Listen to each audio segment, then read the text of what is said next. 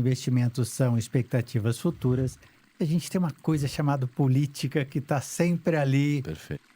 influenciando de alguma maneira os investimentos e as decisões que cada um vão tomar. Qual que é a sua visão? Vamos falar um pouquinho de política nacional, Perfeito. depois a gente pode falar um pouquinho de política internacional.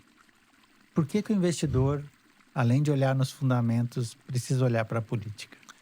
Porque é uma das dimensões do risco, né? A incerteza tributária, a incerteza jurídica, a incerteza constitucional forma o, a base, o arcabouço da- do, da, do cálculo econômico, da vantagem, do prêmio de risco que ele vai fazer quando ele vai fazer o processo decisório. Então, se ele vai abrir mão de investir num T-bill, numa empresa muito sólida internacional para investir num ativo no Brasil, por exemplo, ele tem que colocar uma das camadas de risco é essa incerteza política. E essa incerteza política talvez seja essa loucura que o Tesouro está pagando IPCA mais 8. Explica para as pessoas o que que é esse IPCA, por que mais 8, por que que aparentemente o governo não consegue pegar dinheiro emprestado de mais ninguém. Como é que é isso? Perfeitamente. Então, assim, meio que foi uma coisa planejada, né, profissionalmente, assim, a partir de 2022. Um novo mandato meio de uma vingança, né? E também de um comodismo do rent seeker, né? Daquela turma que vive da renda, vive do Estado, vive do acordo com o governo, do lobby, dos cartéis, das associações. Então, para eles, a competição ser muito grande, o juros ser muito alto, principalmente porque tem riquezas muito grandes, é vantajoso, né? Então, o governo de esquerda que gasta demais, que não tem responsabilidade nem austeridade nenhuma, é muito bom para o tipo do banqueiro ou do empresário que quer usar a fraqueza do Estado, o tamanho do Estado, para aumentar os seus ganhos, os seus resultados. Então, na medida que o governo foi gastando cada vez mais, mesmo aumentando muito a arrecadação, como agora, mesmo que aumente o imposto, já não faz mais efeito, pelos motivos econômicos todos que o professor aqui dá muito aula sobre o tema, não consegue mais arrecadar e gasta cada vez mais. Precisa gastar até o final da campanha para ver se reelege. Se não se reeleger, também é terra arrasada, e isso causa o efeito que está causando na economia brasileira. Conseguiria tomar dinheiro no pós-fixado. Então, no overnight, a gente chegou a rodar a dívida brasileira inteira no overnight, há uns 30, 40 anos atrás. O sistema financeiro brasileiro aguenta, os bancos sabem, e eventualmente até gostariam que isso acontecesse, né?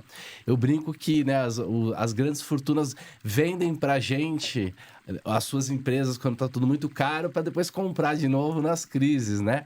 Com o dinheiro que eles mesmos tomam, né, do governo, através, né, dessa estrutura de cantilionários, né? Então, o IPCA mais 8 significa que o governo paga para você, pelo dinheiro que você vai emprestar para ele, para os próximos 20, 30 anos, o que der a inflação mais 8%, então, de juro real, de retorno real. É a parte pré-fixada de um título híbrido, né? Como ele é um título pré-fixado, por mais que seja híbrido, o impacto na mudança de juros no seu preço é muito grande. Um título de 20 anos, uma mudança de 1% na rentabilidade, nos juros dele, causa uma variação de tipo 20%. Né? Uma conta meio de português, mas que sou português, né? Daí, uns 20% de queda no preço ou de alta no preço. Se o rendimento aumentar, se os juros aumentarem, o título cai. E se os juros diminuírem, o título sobe. Então, a incerteza com relação aonde vai parar essa festa toda é grande. Então, as pessoas preferem não emprestar dinheiro pré-fixado, porque essa boca pode aumentar mais ainda. Sim. E principalmente se mantiver essa gestão nos próximos 4 anos. Então, fica essa situação em que o governo não consegue captar nas condições que ele quer. Conseguiria, né? Vai pegar 9, Sim. a 10, a 11, conseguiria, mas Mas o deixa governo eu, brasileiro... Pode mandar. para o pessoal entender. Vamos colocar nosso chapéu de alumínio aqui. A gente está Sim, dizendo que os bancos, de alguma forma, se beneficiam de uma maneira direta ou indireta, Uhum. com a, entre aspas, molecagem do governo, que não pensa no hoje, não está pensando no futuro, e as grandes empresas também. Quem é a classe média e as empresas menores que realmente estão estranguladas com essa Selic de 14? Ou o Brasil é o país da renda fixa mesmo? Vamos esquecer? Como é que é isso? A Assim, gente vai ter algum dia uma... A pandemia foi um hiato ali, sim, sim. mas a gente vai ter juros civilizados ou nunca? Eu sou muito otimista, assim, eu acredito muito na esperança invencível, né. De qualquer maneira, eu não acredito que se juntou numa sala 20 banqueiros malignos e falou: "Ah, vamos quebrar o Brasil para viver de juros". É mais uma coisa da conveniência de que, eh Incentivos. incentivos, exato. Indiretos de todas as maneiras. Ah, esse governo para mim é bom, para o outro é bom também. Ah, temos aquele acordo e tal. Então, vai ficando dessa maneira.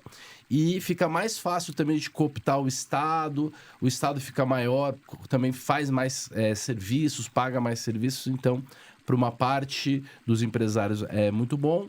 O resto da população vai empobrecendo. Mas a esperança é grande porque também, se houver uma mudança na gestão, é tanta coisa ruim, tanta incompetência, que uma pequena melhora já gera um alívio muito grande e as coisas melhoram muito, porque a gente se acostumou a trabalhar nesse universo E, de quais restrição, né? seriam essas melhoras? Se a gente for pensar em solução, né? Porque o Brasil está aqui, a gente sabe dos problemas. Pensa assim, quais seriam as soluções para que a gente começasse a desatar esse nó de alguma forma, que os incentivos fossem inversos, que em algum momento se pensasse em produtividade, em melhoria do tecido social? Se você fosse começar hoje, tá lá com a sua varinha de cordão, 3 desejos, por onde a gente começa hoje? Primeiro, assim, eu me vejo muito pouco no papel do Estado, né? Eu Tá, me vejo você muito não pouco, gosta assim, muito de estar ali. não, podemos até fazer esse exercício, mas teria que ser com recursos meio ilimitados, assim, ou com poderes grandes e tal, porque só a fatia das despesas, né, do orçamento, tudo que já são engessadas dentro de leis e do fisiologismo e tal, e tal, e tal, as intenções são boas, mas eu não sei se é possível fazer. Sim. Mas se tivesse essas condições todas, eu falei que era fácil, então vamos ver, né, como é que é o fácil de fazer. Eu acho que é uma eficiência em todos os lugares, assim. Primeiro, tirar completamente a imoralidade, assim. Realmente trabalhar em prol do melhor, né? Tirar os interesses todos. Eu acho que isso já ajudaria enormemente todas as relações. E aí, só a percepção de melhora, só a sensação de segurança, os juros já diminuiriam, a vontade de empreender, boa parte do capital do brasileiro que tem dinheiro está fora, então só os investimentos do próprio brasileiro de fora para cá com segurança já trariam uma melhora muito grande assim no sistema, né? É mais uma questão do fisiologismo político, né? Por exemplo, um senador do Piauí com, sei lá, 100 mil votos, eu não sei quantos mil votos, tem o mesmo poder, né, de até 2 senadores aqui. Então, tudo isso vai gerando aquela situação em que mais da metade da população vive de renda, então também tem interesse em votar em quem prometer mais, e aí o nível da situação da população é muito baixo.